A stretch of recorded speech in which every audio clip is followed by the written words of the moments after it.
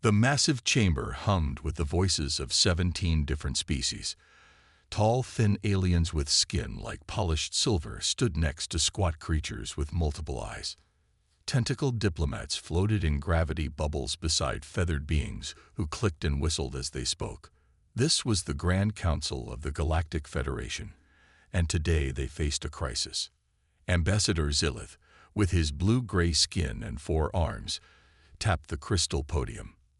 The room fell silent. "Fellow representatives," he said, his voice translator making his words understandable to all, "we must discuss the humans again." A worried murmur spread through the chamber. Some delegates visibly shuddered. "The sleep chambers on Earth are showing unusual activity patterns," continued Zillith.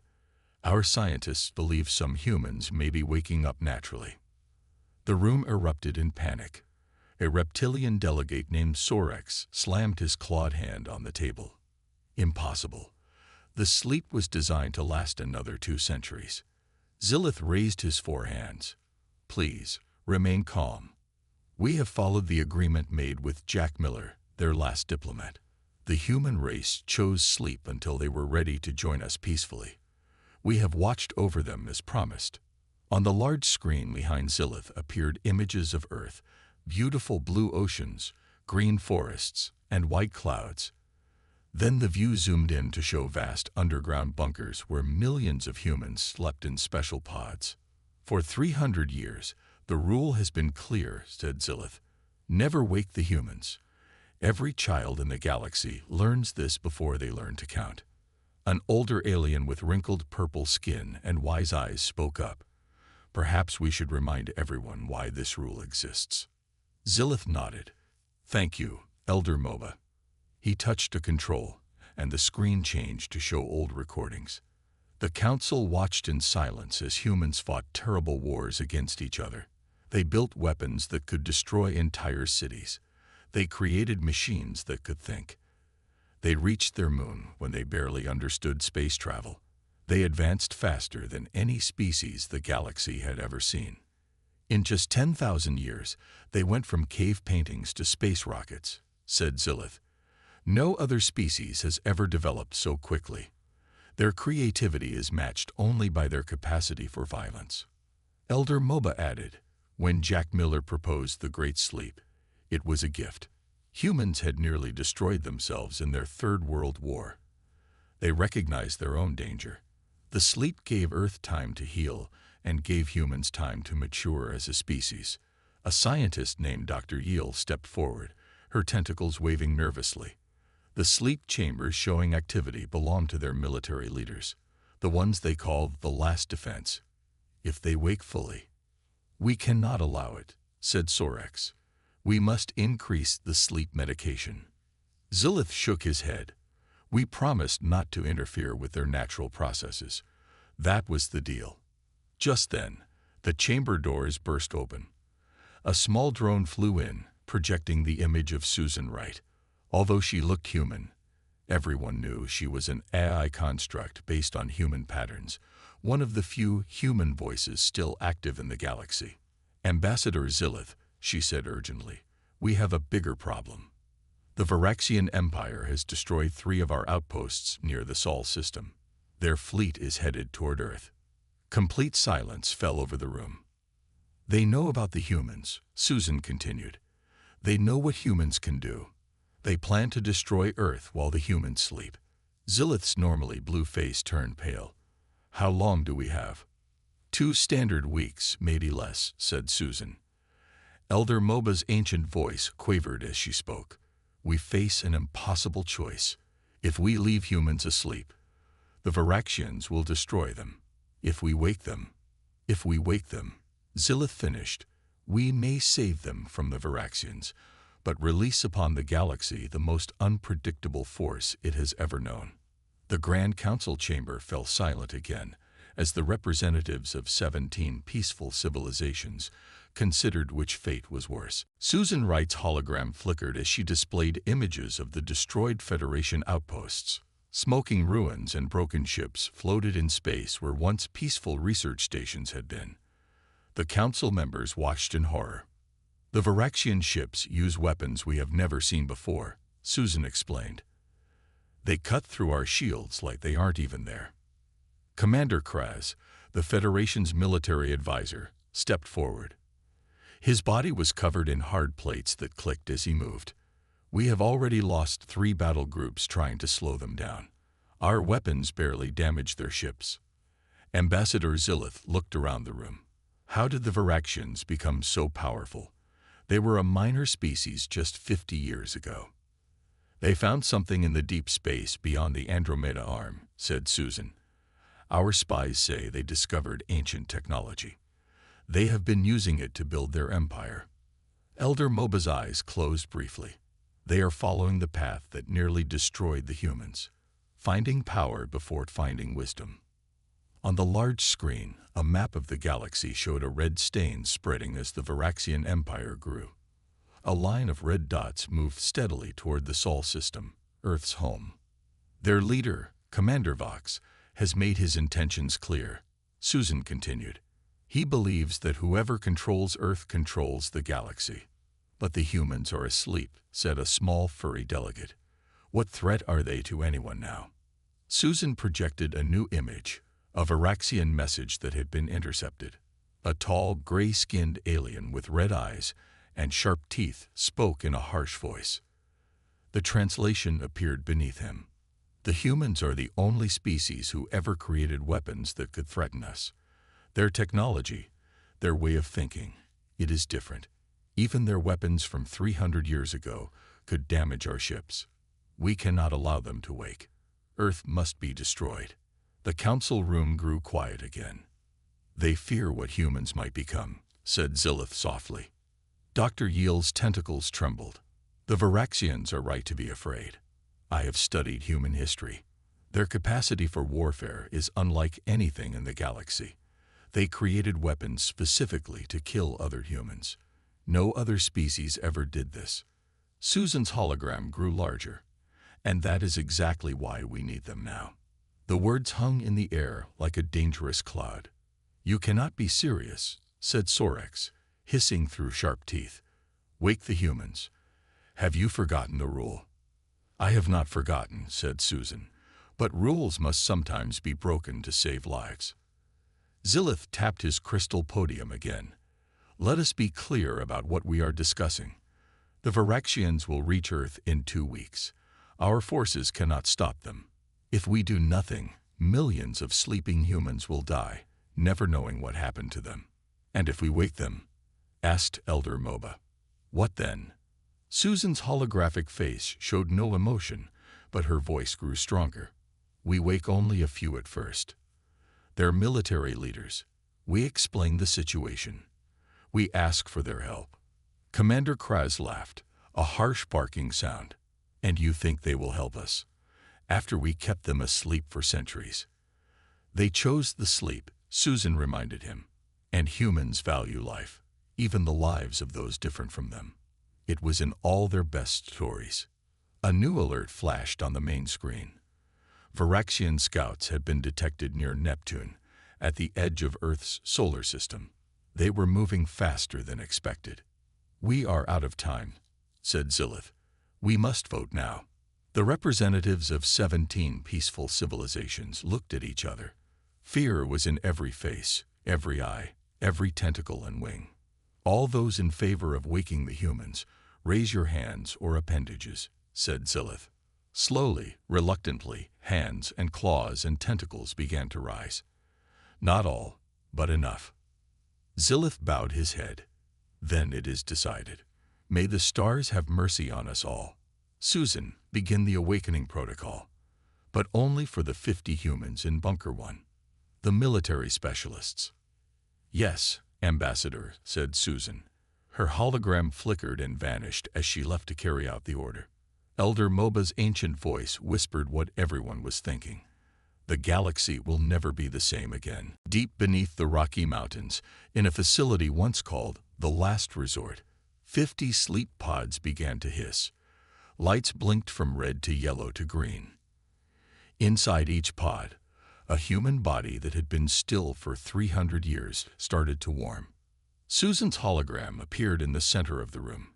She watched nervously as Federation medical staff moved between the pods. These aliens had never seen an awake human before. "Be careful," Susan warned them. "The first one to wake will be Commander Daniel Blackwood. He was the leader of Earth's Unified Defense Forces before the sleep." Dr. Yeel checked the vital signs on the main pod. His heart rate is increasing. Brain activity is almost at normal levels. A loud beep came from the pod, and then the clear cover slid open with a soft whoosh. Inside lay a man with short brown hair and a strong jaw. His eyes opened. They were deep blue and confused. Where am I?" His voice was rough from centuries of silence. "Commander Blackwood," said Susan, moving her hologram closer. "You are in the Earth Preservation Facility. You have been asleep for 312 years. Daniel tried to sit up, but his muscles were weak. A medical alien approached to help him, and Daniel's eyes went wide with shock. "What the hell is that?" he shouted, trying to back away. "Please remain calm, Commander," said Susan. "These are Zentari medical staff. They are allies." Daniel stared at Susan, then at the alien, then back at Susan. "You look human, but you're flickering." "I am an AI construct based on human patterns. My name is Susan Wright. I was created to be a bridge between humans and the Galactic Federation." Daniel's training took over, pushing aside his shock. "Why have I been woken up?" The sleep was supposed to last 500 years. Before Susan could answer, more pods began to open. A woman with dark hair sat up quickly, her eyes alert despite just waking. "Status report," she demanded. "Laura Martinez," Susan identified her. "Tactical specialist." Nearby, a tall man with glasses examined his pod with interest. "This technology has been modified. These aren't the same pods we went to sleep in." A fourth pod opened, revealing a woman with short blonde hair who immediately looked for weapons. "Where's my kit? What's going on?" As the rest of the pods opened, the room filled with confused and alarmed humans. Some reacted with fear, others with curiosity. All of them looked to Daniel. He stood shakily, leaning on his pod. "Everyone stay calm. I want answers, and I'm sure you do too." He looked directly at Susan. "Start talking." Susan's hologram grew larger so everyone could see her. "Humanity has slept while the galaxy changed around you. Earth has healed from the damage of your wars. The Galactic Federation has watched over you as was agreed with Jack Miller before the sleep." Susan's face grew serious. "Because the Federation faces an enemy it cannot defeat alone. The Varaxian Empire has conquered a third of the galaxy with technology beyond our understanding. They are now approaching Earth with the intention of destroying all sleeping humans." The room went silent. "Less than 2 weeks before their main fleet arrives. Scout ships are already at the edge of your solar system." Daniel looked around at his fellow soldiers. "And you expect us to help you, after keeping us asleep for centuries?" Susan's hologram flickered. "You chose the sleep, Commander, and now we are asking for your help because there is no other option." "What about the rest of humanity?" asked Eric, looking at the thousands of other pods visible through glass walls. "The Council authorized waking only your group for now. The military specialists, the ones trained to handle crises." Daniel walked to a view screen on the wall. "Show me these Varaxians. Show me their ships, their weapons, everything you have." Susan nodded, and the screen filled with images of sleek gray ships with red marking. "Their technology seems to be based on principles humans theorized but never fully developed. Something you called dark energy manipulation." Kate Williams moved closer to the screen, her eyes narrowing. "Those weapon placements. I've seen designs like that before." Daniel turned to face his team. "They're waking us because they're desperate, but they're also giving us a chance to fight for our sleeping people." He looked at Susan. "We'll help you, but on our terms. First, I want access to Earth's defense network. Second, I want to see what's happened to our planet while we slept. And third, His blue eyes hardened. If we win this war for you, humanity takes its place in this federation as equals, not as science experiments to be put back to sleep. Susan's hologram nodded. The council will agree to your terms, Commander. They have no choice. Daniel looked at the aliens in the room, then at his fellow humans. Then let's get to work. The clock is ticking. The Federation ship glided into Earth orbit, its viewing deck crowded with humans seeing their home planet for the first time in 3 centuries. Daniel pressed his hand against the glass. Earth looked different. More blue, more green, less brown. The scars of human wars had healed during their long sleep. It's beautiful, whispered Laura, standing beside him. And soon to be a battlefield again, Daniel said grimly. Unless we stop these Varaxians. Ambassador Zillith entered the viewing deck, his 4 arms held close to his body in a gesture of respect. The humans still made him nervous, especially how quickly they had adapted to being awake. Commander Blackwood, we have arrived at the defense platform as requested. Daniel turned to face him. Thank you, Ambassador. Now, let's see what's left of our old systems. The orbital platform had once been a human military satellite. Now it was covered in dust, silent for centuries. Eric and Kate led a team inside while Daniel, Laura, and Zillith waited in the ship. Your Federation made changes to our defense network, Daniel said. It wasn't a question. Zillith's skin changed color slightly, a sign of discomfort. Minor adjustments only, to monitor for natural disasters that might threaten the sleeping humans. Daniel's eyes narrowed. And to make sure we couldn't wake up and start building weapons again. Before Zillith could respond, Eric's voice came through the communication system. Commander, you're going to want to see this. Inside the platform, Eric had activated old computer systems. Screens flickered to life, showing a map of the solar system. Red dots were moving past Neptune. The Varaxian scouts, Laura said, studying the display. They're faster than we expected. Kate was examining an old weapons station. Most of our missile systems are dead, but the energy grid is still functional. We could power up the laser defenses with some work. Daniel turned to Zillith. We need more time, and we need access to your Federation technology. Back on the main Federation ship, Susan had prepared a meeting room. Human military specialists sat on one side of a large table, Federation scientists and engineers on the other. The tension in the room was thick. Eric spread out diagrams of Federation shields and engines. Your technology is impressive, but too passive. You focused on defense, not offense.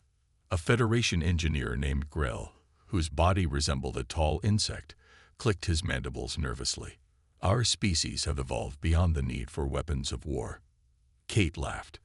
That's great until someone like the Varaxians comes along who hasn't evolved beyond wanting your stuff. Laura studied the star charts showing Varaxian fleet movements. They're using a standard attack formation. Predictable. That gives us an advantage. Daniel stood at the head of the table. Here's what we're going to do. Eric, take a team and modify 3 Federation ships with human weapon designs. Kate, I want you to reactivate Earth's orbital defense grid. Laura, develop a battle strategy that will surprise these Varaxians. The humans moved with purpose, their energy filling the room. Federation crew members watched in amazement as the humans worked tirelessly, sleeping only a few hours each night. On the 3rd day, Ambassador Zillith found Daniel alone on the viewing deck, watching Earth rotate below. You work differently than any species I have ever seen, Zillith said. So focused, so driven. Daniel didn't look away from Earth. We've always been good at war, Ambassador. It's peace we struggle with. The Council is worried, Zillith admitted. They fear what will happen after this conflict if you succeed. Now Daniel turned to face him. They're afraid we won't go back to sleep. Will you? Daniel's face was calm but determined. Would you, if you were us? 300 years of your life taken away. Woken up only when needed as weapons. Zillith had no answer. A sudden alarm blared through the ship. Susan's hologram appeared. Varaxian warships have entered the inner solar system. They've bypassed Jupiter's moons and are heading straight for Earth. Daniel's expression didn't change. Tell Laura to prepare her tactical team. Tell Eric to launch the modified ships. He looked once more at Earth, then back at Silith. It's time to show the galaxy why everyone was so afraid of waking the humans. The 3 modified Federation ships moved into position near Mars. They looked strange now, with added weapon systems that Eric and his team had built using old human designs and new Federation materials. Laura led from the first ship, her voice calm as she gave orders. Remember the plan. Let them think we're weak. Let them come to us. On the main Federation vessel, Daniel watched the monitors with Kate and several nervous alien officials. The Varaxian fleet was impressive. 20 large warships with hundreds of smaller fighters. Their gray hulls gleamed with red markings as they moved steadily toward Earth. They're not even trying to hide, Kate said. They think this will be easy. The lead Varaxian ship sent a transmission. On the screen appeared Commander Vox, tall, gray-skinned, with red eyes and sharp teeth. His voice was deep and scratchy. Federation ship, this is Commander Vox of the Varaxian Empire. Surrender Earth to us, and we will allow your vessel to leave the system unharmed. Daniel stepped forward where Vox could see him. This is Commander Daniel Blackwood of Earth. We're not going anywhere. Vox's red eyes widened in surprise. A human. Awake. He turned to someone off-screen. They broke their own rule. Then back to Daniel. It changes nothing. Your sleeping race will be eliminated today. The transmission ended. Daniel looked at Kate. Now we find out if your modifications work. The Varaxian fleet accelerated toward Mars, where Laura's 3 ships waited. The aliens on the Federation vessel held their breath. They had never seen humans fight before. The Varaxian ships fired first, red energy beams cutting through space toward Laura's small force. At the last second, the human-modified shields flickered blue, absorbing the attack. Now, Laura ordered. Her 3 ships split apart, moving in a pattern the Varaxians had never seen before. They fired strange weapons, not energy beams, but clouds of tiny metal particles that spread out in space. What are they doing? Ambassador Zilith asked, confused. Kate smiled. Old human trick. Shrapnel field. Makes their fancy targeting systems useless. On the screens, they watched as the Varaxian ships tried to navigate through the clouds of metal particles. Their shields flickered as thousands of tiny impacts wore them down. When they tried to fire, their energy beams scattered through the metal clouds, becoming harmless. Laura's ships used the confusion to dart close to the larger Varaxian vessels, placing small devices on their hulls before pulling away. Magnetic pulse bombs, Kate explained. 3, 2, 1. The devices detonated simultaneously, not with fire or explosion, but with waves of energy that made the Varaxian ships go dark. Their engines died. Their weapons stopped working. How? Zilith asked in amazement. Your weapons are so primitive compared to theirs. Sometimes old and simple beats new and complicated, Daniel said. They expected energy weapons and fancy shields. We gave them nuts and bolts and magnets. But the battle wasn't over. The Varaxian commander was clever. His flagship avoided the trap and continued toward Earth with 5 other ships. Commander, Susan's hologram appeared. The defense platform is ready. Daniel nodded. Kate, light it up. Around Earth, orbital platforms that had been silent for centuries came to life. Laser arrays powered up, their energy gathered from the sun over hundreds of years, now ready to fire. As the Varaxian ships entered Earth orbit, the platforms fired simultaneously. Beams of concentrated light sliced through 3 enemy vessels before they could react. The others scattered, trying to avoid the deadly fire. On his flagship, Commander Vox raged at his crew. How is this possible? They are supposed to be a sleeping, primitive species. The view screen on his ship lit up, showing Daniel's face. You made a mistake, Commander Vox. You thought because we were asleep, we were helpless. You thought because our technology is older, it's weaker. Daniel's blue eyes were cold. But there's something you should know about humans. A warning alarm sounded on Vox's ship as more human-modified vessels appeared behind them, cutting off their escape. We're at our most dangerous when we're fighting for our survival, Daniel finished. The trap closed around the remaining Varaxian ships. Commander Vox was brought onto the Federation ship in energy restraints. His gray skin looked pale, and his red eyes burned with anger as Daniel and Ambassador Zillith entered the holding room. You fight without honor, Vox spat, using tricks and traps instead of facing us directly. Daniel sat down across from the alien commander. We fight to win. Honor doesn't mean much if your people are dead. The rest of the Varaxian fleet will come, Vox warned. This was only our first attack force. Our empire spans a third of the galaxy now. Zillith's forehands trembled slightly. He speaks the truth, Commander Blackwood. We have reports of more Varaxian ships gathering. Daniel leaned forward. Tell me about this ancient technology your people found, the one that made you so powerful. Vox smiled, showing sharp teeth. Why should I tell you anything? Because I'm curious why you're so afraid of humans.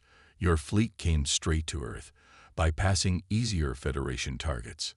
The Varaxian commander was silent for a moment. Then he laughed. A harsh, unpleasant sound. The technology we found. It was human. Zillith gasped. Daniel's face showed no emotion. Impossible, Zillith said. Humans never left their solar system before the sleep. Not these humans, Vox explained. An earlier cycle. The galaxy is very old, Ambassador. Species rise and fall. Humans have been here before, long ago. We found their ruins, their machines, their weapons. Your Federation knew this. That's why they put you to sleep. Daniel looked at Zillith. Is this true? The ambassador's skin changed color rapidly. Some ancient records suggest a humanoid species once controlled this region of space, long before the Federation existed. But we never knew for certain they were human. Daniel stood up abruptly and left the room. He found Laura and the others waiting outside. We need to wake more humans, he said. Not just soldiers, scientists, engineers, historians. We need to understand what's really happening here. Susan's hologram appeared. The Council has already authorized waking an additional 500 humans based on your initial success against the Varaxians. The next few days passed in a blur of activity. More sleep pods opened in the underground facility. Confused humans were briefed on the situation. Some reacted with fear, others with fascination or anger. Eric led a team examining the captured Varaxian ships. Their technology is strange, he reported to Daniel. Advanced in some ways, primitive in others. Like they're using tools they don't fully understand. Kate had been working with a group of newly awakened engineers. We've modified 6 more Federation ships with our weapon designs, and we've started production on smaller fighter craft in the old factories in North America. Daniel nodded, impressed by how quickly humans had adapted. And the defense grid. Fully operational, Kate said proudly. We can protect Earth now. Laura entered the command center with a serious expression. We just received a message from the edge of the solar system. A much larger Varaxian force is coming. At least 100 ships. Daniel wasn't surprised. How long? 1 week. Maybe less. Ambassador Zillith and the other Federation representatives looked worried. We should request reinforcements from the Federation, Zillith suggested. Daniel shook his head. There's no time.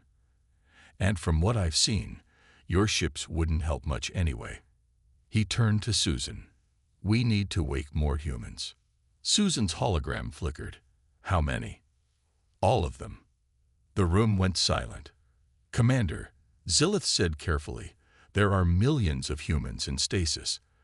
The Council only authorize.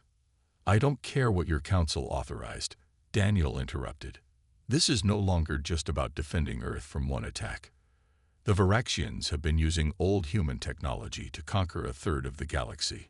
We need to understand what we're really fighting. He looked around at the aliens and humans in the room. This isn't just a battle anymore. It's a war for survival. And I want my people awake for it. No one argued with him. They had all seen what just 50 humans could do. The thought of millions was both thrilling and terrifying.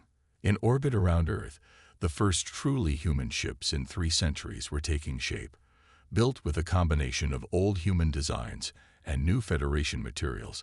They looked unlike anything the galaxy had seen before. The sleeping giant was not just awake, it was getting ready to fight back. Earth was waking up. Across the planet, sleep facilities hummed with activity as millions of humans opened their eyes for the first time in 3 centuries. Cities that had been silent were filling with voices again. Lights glowed in buildings that had been dark for generations. From orbit, Daniel watched his planet come alive. The look on his face was a mix of pride and worry. "It's a beautiful sight," said Laura, joining him at the viewing window. "And a dangerous one," Daniel replied. "The Federation is terrified of what we're doing." Ambassador Zillith had indeed been sending urgent messages to the Council. The decision to wake all humans had not been approved. But there was little the Federation could do now. Humans were taking control of their own fate. On the command ship, Eric burst into the meeting room, where Daniel, Laura, and Kate were discussing strategy. "We found something," he said, his eyes wide with excitement. "In the old archives, records from before the sleep that were hidden from the Federation." He placed a small device on the table. It projected images of space, star maps, and strange structures floating among distant planets. "Our ancestors were farther into space than we were told," Eric explained. "They found ruins, ancient technology, but they also found warnings." Kate leaned closer to the images. "Warnings about what?" "About the dangers of using the technology without understanding it. Our ancestors decided to stop exploration, to focus on fixing Earth's problems first. That's one reason they agreed to the sleep." Daniel studied the star maps carefully. "These locations, many of them are now in Varaxian territory." "Exactly," said Eric. "The Varaxians found what our ancestors left behind, but they ignored the warnings." Susan's hologram appeared. "Commander, the Varaxian fleet has entered the outer solar system. 98 ships confirmed." Daniel stood up. "It's time. Launch our fleet." From Earth's orbit, 300 ships moved out to meet the Varaxian force. They were smaller than the enemy vessels, but faster, more agile. Many had been Federation ships just days ago, now transformed by human engineers. Laura took command of the lead ship. Daniel stayed in orbit to coordinate the defense of Earth itself. Kate had prepared special weapons for the coming battle. As the 2 fleets approached each other near Jupiter's orbit, the Varaxians sent a transmission. It wasn't Commander Vox this time, but a different Varaxian. Taller, with darker gray skin and larger red eyes. "I am High Commander Nex of the Varaxian Empire. You hold our commander prisoner. You resist the inevitable. Your primitive species cannot hope to defeat us." Daniel responded calmly. "This is Commander Blackwood of Earth. We have no quarrel with your empire. Leave our system, and there can be peace between us." Nex laughed. "Peace? Your kind doesn't understand peace. We found your old ruins. We know what humans are capable of. The galaxy will be safer with your species eliminated." The transmission ended. Daniel turned to Kate. "They're afraid of us, of what we might become." "They should be," Kate said with a grim smile. The battle began with the Varaxians firing first, just as they had before. But this time, the human fleet didn't try to absorb the attack. Instead, the ships split apart, moving in patterns that seemed random but were carefully planned by Laura. The Varaxians couldn't target them effectively. Their large ships were designed for power, not speed. The human vessels darted between them, firing weapons that disrupted their engines and shields rather than trying to destroy them outright. From his captured cell, Commander Vox watched the battle on a small screen. His expression changed from confidence to worry to fear as he saw the human strategy unfold. "You don't understand what you're facing," he said quietly to the Federation guard watching him. "Humans don't fight like other species. They don't think like other species." In space, a group of Varaxian ships clustered together for protection. Laura saw the opportunity and gave the order. 10 human ships released clouds of tiny robots, each no bigger than an insect, that attached to the Varaxian hulls and began cutting through their armor. Another group of human ships led by Kate fired strange weapons that didn't damage the Varaxian vessels but disrupted the crew inside, making them confused and disoriented. High Commander Nex watched in growing horror as his orderly attack turned into chaos. The humans weren't fighting by any rules he understood. They weren't trying to match strength with strength. They were turning his own fleet against itself. And behind this first wave of human ships, more were coming. Earth was fully awake now, and its entire industrial capacity was focused on one goal: survival. The battle lasted 3 days. When it was over, the once mighty Varaxian fleet was in ruins. Damaged ships drifted in space. Those that could still fly were retreating, sending urgent messages back to their empire. On the Federation command ship, Daniel met with Ambassador Zilith and the council members who had traveled to Earth to see the situation for themselves. The aliens looked at him with a mixture of fear, respect, and wonder. "You defeated a force 3 times your size," said Elder Moba, her ancient eyes wide. "No Federation species could have done this." Daniel nodded. "We had advantages. We were fighting for our home. And we think differently than you do." "Or than the Varaxians do," added Laura, who had just returned from the battle. Her uniform was wrinkled from 3 days without sleep, but her eyes were alert. Eric and Kate joined them, bringing star maps and data from the captured Varaxian ships. Eric pointed to several locations deep in Varaxian territory. "These are the sites where they found the ancient technology, the ruins of what might have been human settlements from thousands of years ago."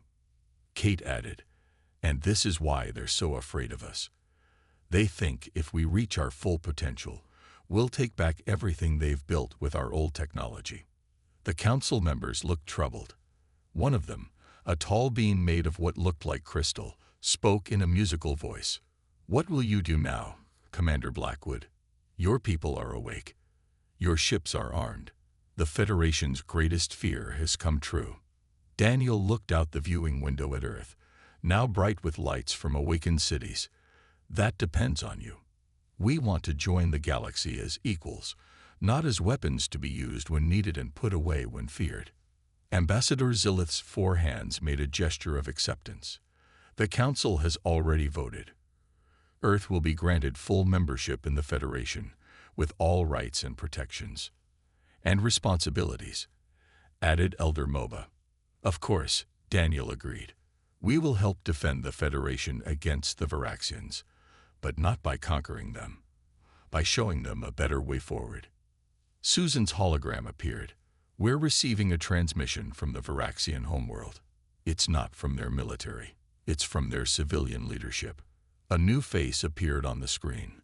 A female Varaxian with lighter gray skin and orange eyes instead of red. Her voice was softer than Commander Vox's or High Commander Nex. "I am Grand Minister Tala of the Varaxian people. We wish to discuss terms of peace."